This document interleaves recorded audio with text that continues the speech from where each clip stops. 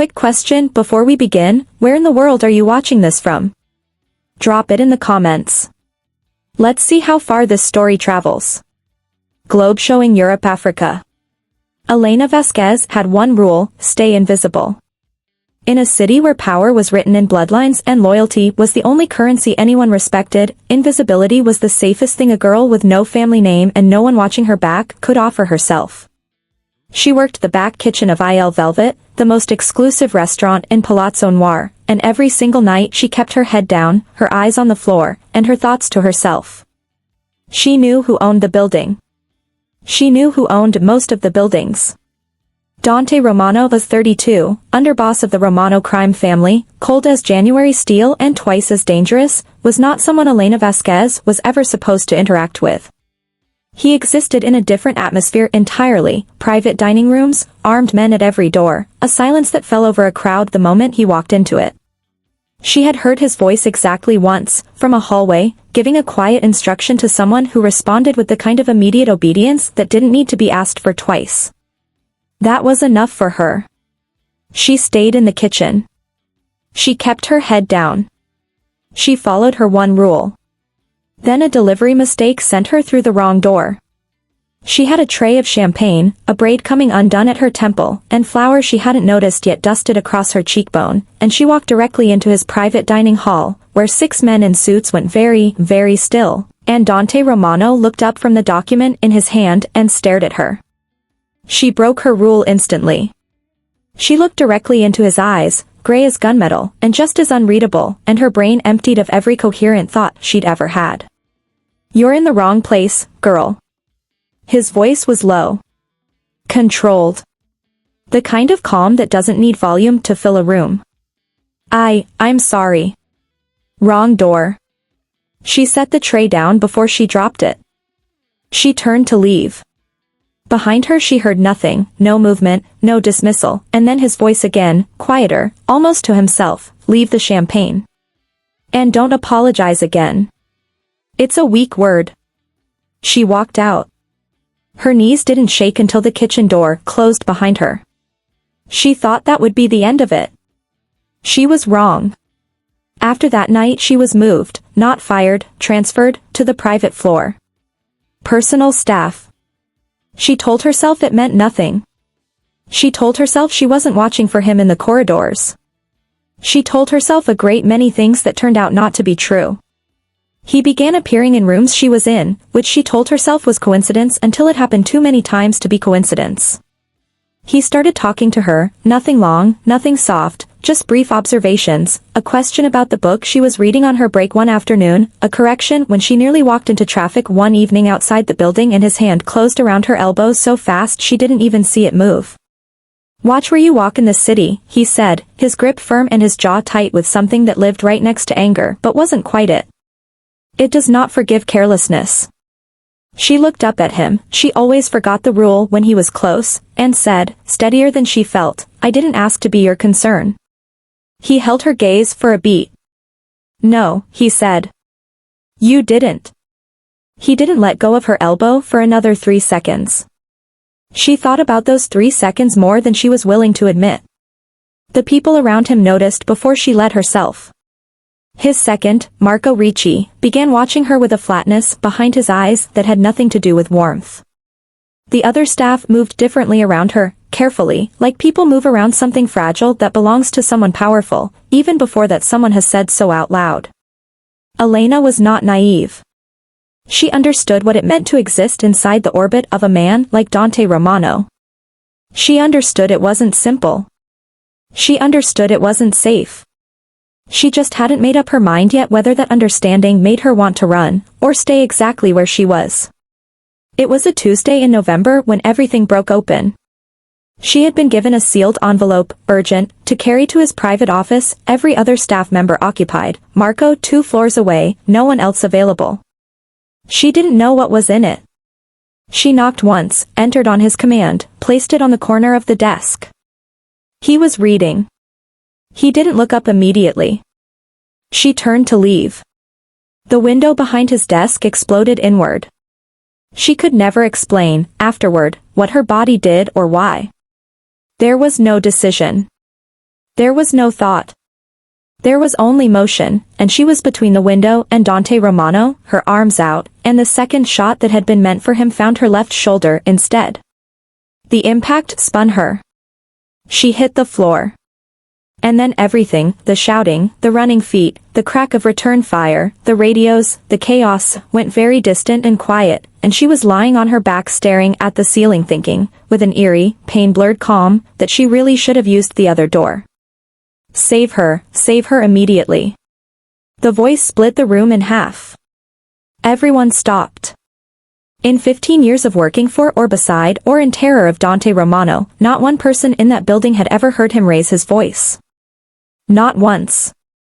And now he was on his knees beside her on the floor, both hands pressed hard against her shoulder, his face, always so composed, always so impenetrable, stripped down to something raw and desperate and entirely unguarded, and he was looking at her like she was the only thing in the room, in the building, in the city.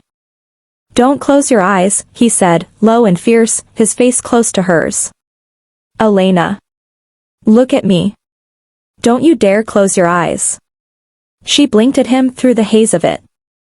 "You know my name," she said. Which was a strange thing to notice while bleeding on the floor of a crime boss's office, but she noticed it anyway. Something crossed his face, something that broke and then reassembled itself into iron in less than a second. "Of course I know your name," he said. Like it was obvious. Like he'd known it since the night a girl with flour on her cheek walked through the wrong door and looked him directly in the eyes and quietly, unknowingly, rearranged something inside him that he hadn't realized could be rearranged. "You're going to be fine," he said, not gently, not softly, but the way he gave every other command in his life, like the world had no choice but to comply. And somehow that was more reassuring than any soft word would have been. His medic team arrived in 90 seconds. He did not move from her side until they physically made him. She woke up in a room she didn't recognize, white linen, low warm light, antiseptic underneath something expensive and wooden. 4 in her arm. Shoulder bandaged and propped. And in the chair beside the bed, still in yesterday's suit, jacket on the floor, shirt cuffs rolled to the elbow, was Dante Romano, asleep. She watched him for a long moment. In sleep his face was still severe, but the weight behind it had lifted. She thought about how strange the world was, that the most feared man in Palazzo Noir had sat in a hospital chair beside her bed, and that his hands, now still in his lap, had shaken slightly when he pressed them against her wound. She had noticed that. The shaking. He wouldn't have wanted her to. He opened his eyes. Alert immediately, controlled immediately, except for that first half second before the mask went back on, when pure relief moved across his face like light across water. "You shouldn't have done it," he said. "You should have dropped to the floor. You should have run. You should have." "I didn't think," she said. He looked at her. "I know," he said. "That's what frightens me." He stood. He came to the side of the bed and he looked at her for a long time without speaking, which was somehow more than speaking. "I am not a good man," he said finally. "I won't pretend otherwise. My world is not safe and it will never be safe, and anyone standing beside me carries a target they did not ask for and did not deserve." "I know what your world is," Elena said. And yet, she said. He reached out and brushed a loose strand of hair from her face with 2 fingers, careful, slow, deliberate, the way you touch something you are terrified of breaking, and said nothing else. Men like Dante Romano did not make speeches. They did not explain themselves. They made decisions, and they lived with them, and they protected what was theirs with everything they had, and God help anyone who came close enough to test that. He had already made his decision. She could see it in his eyes, steady, certain, unmovable, and she thought, not for the first time, that the most dangerous thing she had ever done in this city was walk through the wrong door. She also thought it might be the best thing she had ever done. He let her get hurt once. That will never happen again. Not while he's breathing. The name came out within 48 hours. It always did. In Dante Romano's city, information had a way of surfacing quickly when the alternative was something far worse than being questioned. The shooter had been hired. A single contract, routed through 3 middlemen, originating from a rival faction pushing into Palazzo Noir's southern territory, men who had decided the cleanest way to remove an obstacle was to remove the man standing in their way. They had not accounted for a kitchen girl with flour on her cheek and no instinct for self-preservation walking through the wrong door at precisely the wrong moment and changing everything. What happened to those men over the next 72 hours was not something discussed openly. It was the kind of business conducted in the dark, methodically, without announcement, the kind that sent a message so complete and so final that no translator was needed. Dante handled it personally, which he rarely did anymore, and the men who accompanied him said afterward that he had been quieter than usual. Not colder. Not angrier.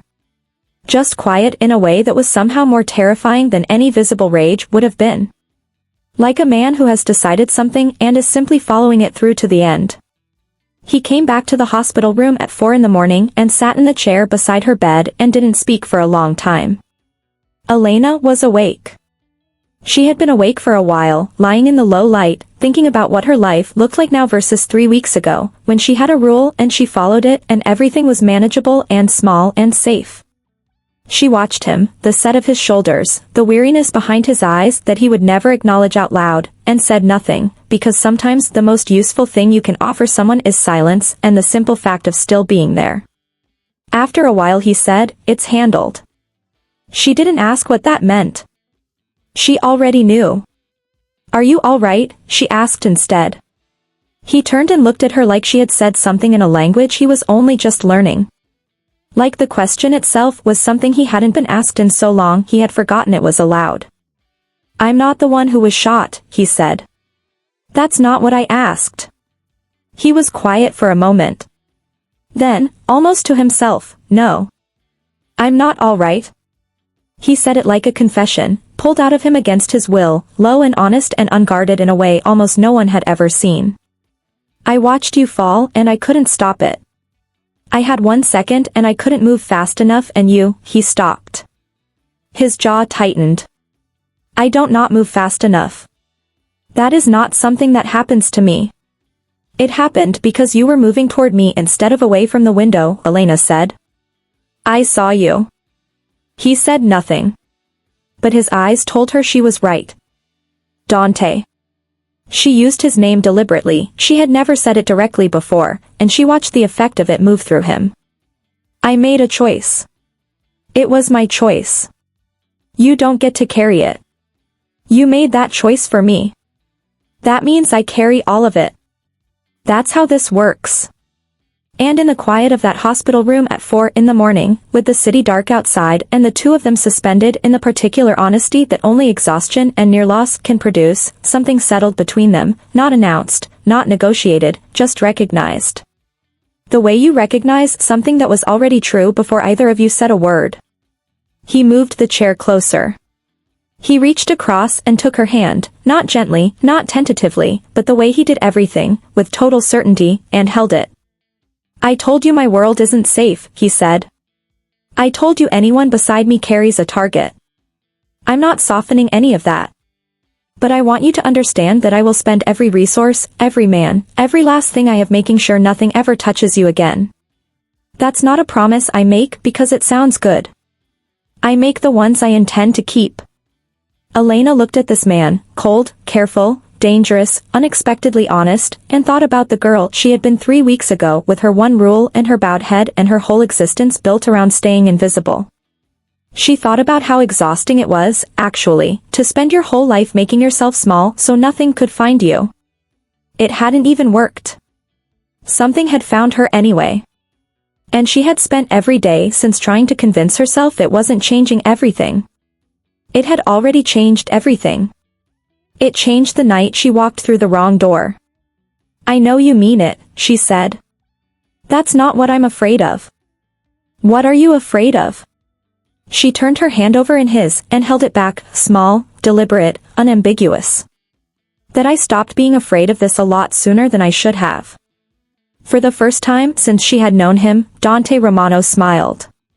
Not a large smile. Not the kind that changed his whole face.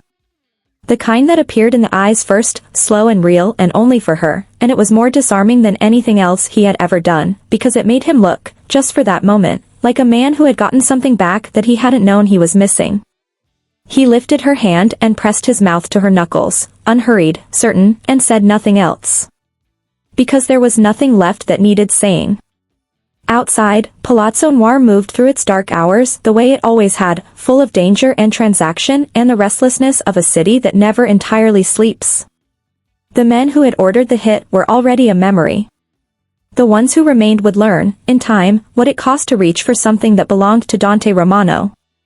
And in a quiet room above all of it, a girl who had spent years perfecting invisibility sat holding the hand of the most feared man in the city, her shoulder healing, her one rule long abandoned, and found, to her own surprise, that she did not miss it even slightly.